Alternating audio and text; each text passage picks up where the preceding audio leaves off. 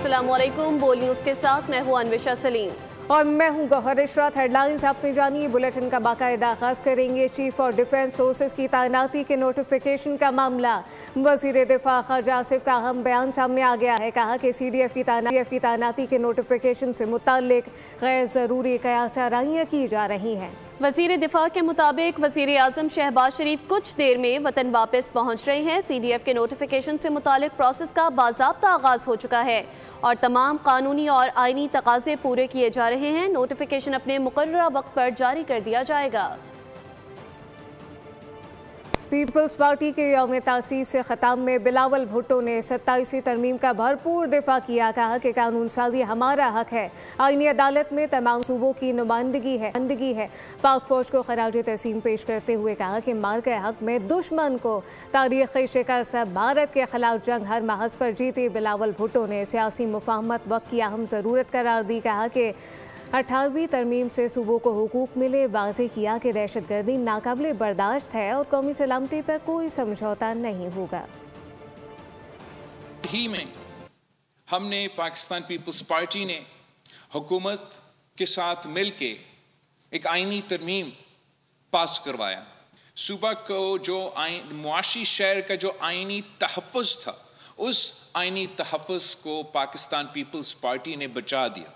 मई में जो पाकिस्तान और भारत के दरमियान जंग हुआ था, हमारा बहादुर अफवाज ने, हमारा बहादुर एयरफोर्स ने दुनिया भर में पाकिस्तान का नाम रोशन कर दिया और हम उस सूरत में पाकिस्तान का एक नया मकाम बना हुआ है बैनुल अक़वामी सतह पे।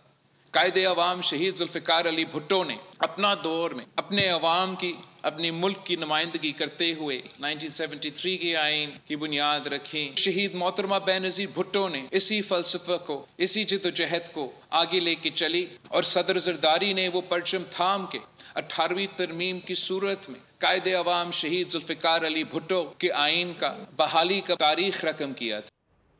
हुकूमती वज़रा ने PTI के भारतीय मीडिया पर बयानात को मुल्की मुफादात के खिलाफ करार दे दिया। वज़ीर इत्तलात अताउल्लाह तारड़ ने कहा कि नौरीन खान न्याज़ी ने भारतीय चैनल पर कश्मीर या पाकिस्तानी शोहदा का जिक्र करने के बजाय ऐसा बयानिया इख्तियार किया जो मुल्क के मुफाद के खिलाफ गया। एहसन इकबाल बोले कि कलअदम TTP भारत और PTI का निशाना पाकिस्तान है। PTI रहनुमाओं के हालिया गैर मुल्की इंटरव्यूज़ और बयानात वफाकी वज़रा की कड़ी तनकीद। वज़ीर इत्तलात अता तारड़ ने कहा कि PTI का मुल्क दुश्मन अनासिर से गठजोड़ बेनकाब हो चुका है। PTI रहनुमा भारतीय चैनल्स पर बैठकर सिर्फ पाकिस्तान के खिलाफ प्रोपेगेंडा कर सकते हैं। उन्होंने बताया कि पाकिस्तान के खिलाफ जहर उगलने वाले कई सोशल मीडिया अकाउंट्स भारत से चलाए जाते हैं। वफाकी वज़ीर ने बानी PTI की बहन नौरीन खान को भी तनकीद का निशाना बनाते हुए कहा कि काश आप भारतीय मीडिया पर जाकर कश्मीर और अपने शहदा की बातें करती, भारत के साथ तैयारे गिराने का जिक्र करती, लेकिन आपके नज़दीक पाकिस्तान को बदनाम करना अहम है। तहरीक इंसाफ को जो फॉरेन पॉलिसी की कामयाबी है जंग के बाद, मार्का हक के बाद, ये इनको हजम नहीं हो रही। ये अब इंडियन चैनल्स पे और अफगानिस्तान के चैनल्स पे क्यों ये बहनें जाके अपने भाई का रोना रो रही हैं? शर्म से डूब मरने का मकाम है। चुल्लू पर पानी हो तो ये डूब मरे। विफाकी वजीर एहसन इकबाल बोले कि कलअदम TTP भारत और PTI तीनों का निशाना पाकिस्तान है। जो अंजाम भारत का हुआ वही पाकिस्तान के दुश्मनों का होगा। आप तहरीक तालिबान पाकिस्तान, हिंदुस्तान और PTI इन तीनों का सोशल मीडिया देखें तो तीनों के सोशल मीडिया का निशाना कौन है? पाकिस्तान की रियासत और पाकिस्तान की मुसल्लह अफवाज। हुकूमती वज़रा के मुताबिक PTI का बैरून मुल्क बयानिया न सिर्फ सियासी तौर पर नुकसानदेह है बल्कि कौमी सलामती के लिए भी चैलेंज बनता जा रहा है। वफाकी वज़ीर इत्तलात अताउल्लाह तारड़ ने खैबर पख्तूनख्वा हुकूमत के खिलाफ चार्जशीट पेश कर दी है। कहा कि सूबे में दहशतगर्दी और सियासत का गठजोड़ बेनकाब हुआ। PTI के मुल्क दुश्मनों से रवाबित बेनकाब हो चुके हैं। अताउल्लाह तारड़ ने कहा कि मंशियात का पैसा दहशतगर्दी में इस्तेमाल होता है। पूरे KP में नॉन कस्टम पेड गाड़ियाँ घूम रही हैं। खैबर पख्तूनख्वा हुकूमत की कमजोरी को दरअंदाजी के वाक़यात में इजाफे की बड़ी वजह करार दिया। KP में दहशतगर्दी के 4000 से ज़ायद केसेस में फर्द जुर्म तक आयद नहीं हो सकी। वज़ीर आला खैबर पख्तूनख्वा को अडियाला जेल के बाहर नारे लगाने तो आते हैं लेकिन प्रोसिक्यूशन की स्पेलिंग तक नहीं आती।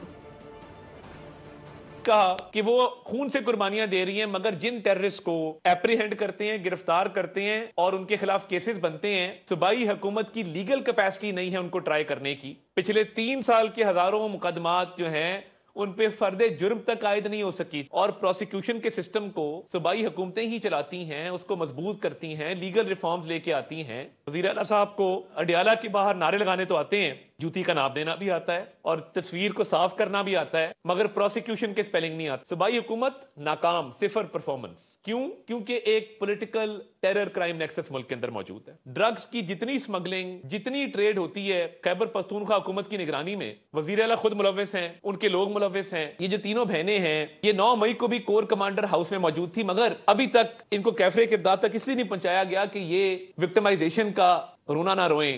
तरीके इंसाफ को जो फॉरेन पॉलिसी की कामयाबी है जंग के बाद, मार्का हक के बाद, ये इनको हजम नहीं हो रही। ये अब इंडियन चैनल्स पे और अफगानिस्तान के चैनल्स पे क्यों ये बहनें जाके अपने भाई का रोना रो रही हैं? शर्म से डूब मरने का मकाम है। चुल्लू भर पानी हो तो ये डूब मरे, जो इंडियन चैनल्स पे जाके ये पाकिस्तान को बदनाम कर रहे हैं।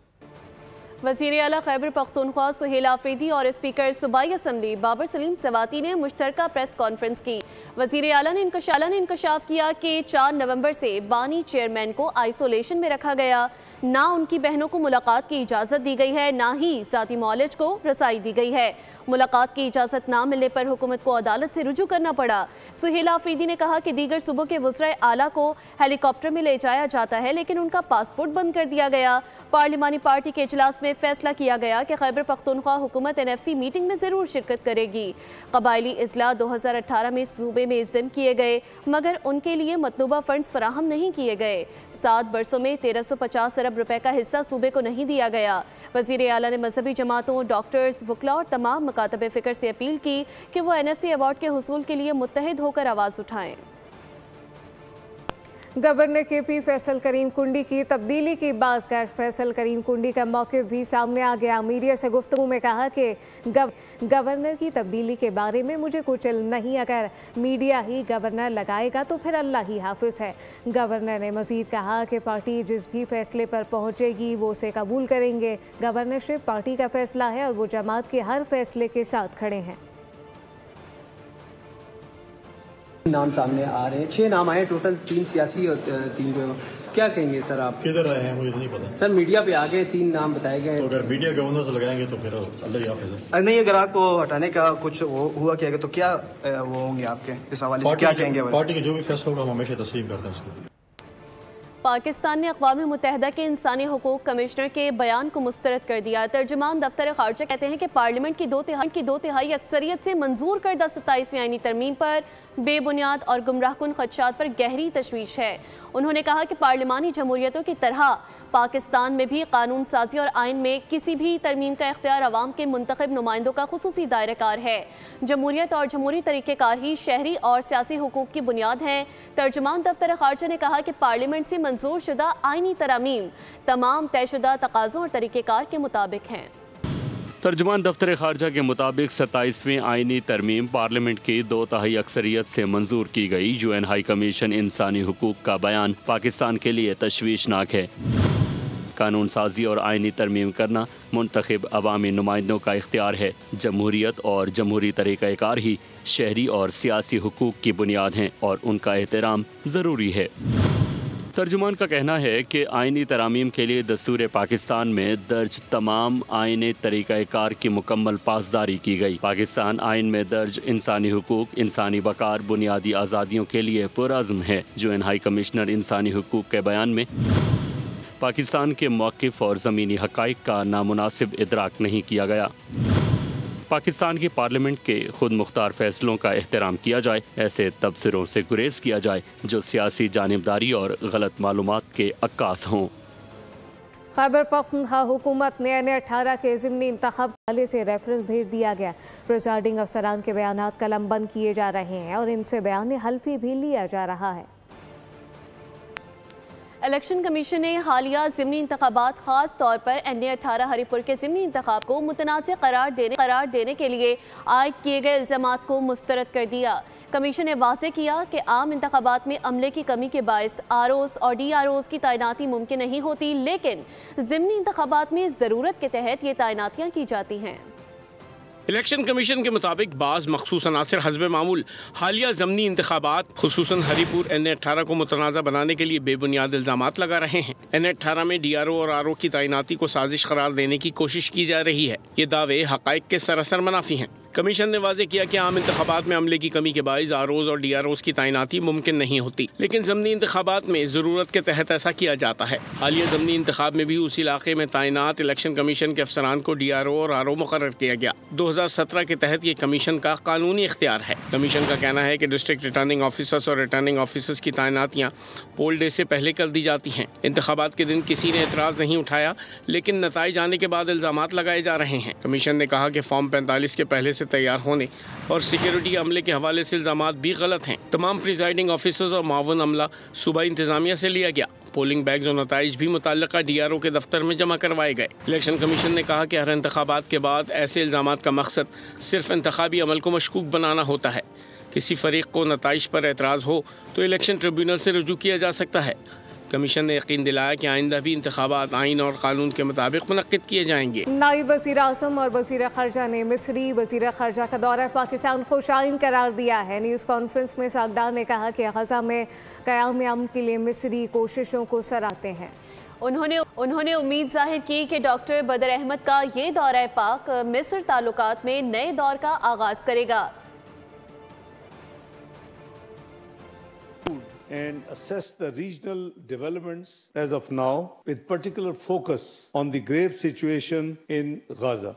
Pakistan appreciates Egypt's vital role in humanitarian support, mediation efforts, and diplomatic engagement to uphold the ceasefire and safeguard the rights of the Palestinian people. We agreed to work towards a more structured framework of cooperation and to explore new avenues of partnership. We are confident that this visit will open new avenues of practical cooperation and give fresh momentum to our long-standing brotherhood and partnership. We had a very, very focused discussion today that how we can both contribute in elevating B2B, business-to-business, upscaling of the bilateral activities, which surely not commensurate around $300 million with the depth and the affection the two countries have. IMF के साथ staff level माहदा तय पा गया। ये नवीद वफाकी वज़ीर ख़जाना की जानिब से सुनाई गई न्यूज़ कॉन्फ्रेंस में मोहम्मद औरंगज़ेब ने कहा कि पायदार तरक्की के लिए अदायगी का तवाज़ुन और करंट अकाउंट अहम है। माशी बेहतरी के तसलसल को बरकरार रखना होगा। IT शोबे में माहाना बुनियादों पर बेहतरी देखी जा रही है। तरसीलात ज़र में भी इजाफा हुआ। उन्होंने कहा कि हम सब पाकिस्तान फर्स्ट एजेंडे को आगे लेकर चलेंगे।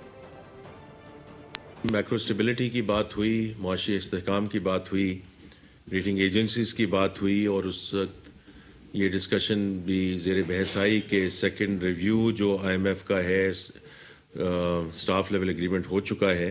लार्ज स्केल मैन्युफैक्चरिंग जो है वो 4.1% से उसमें इजाफा हुआ year on year in the first quarter of 26। Exports जो हैं overall it's a good story कि 5% उसमें इंक्रीज हुआ। उसमें से IT सर्विसेज तो is a fantastic story because it's up 20% year on year. Remittances अल्हम्दुलिल्लाह are moving from strength to strength. तो पिछले साल $38 मिलियन ये हुए which was a big uptake from the year before that और इंशाल्लाह eight A minimum this year we will cross $41 billion.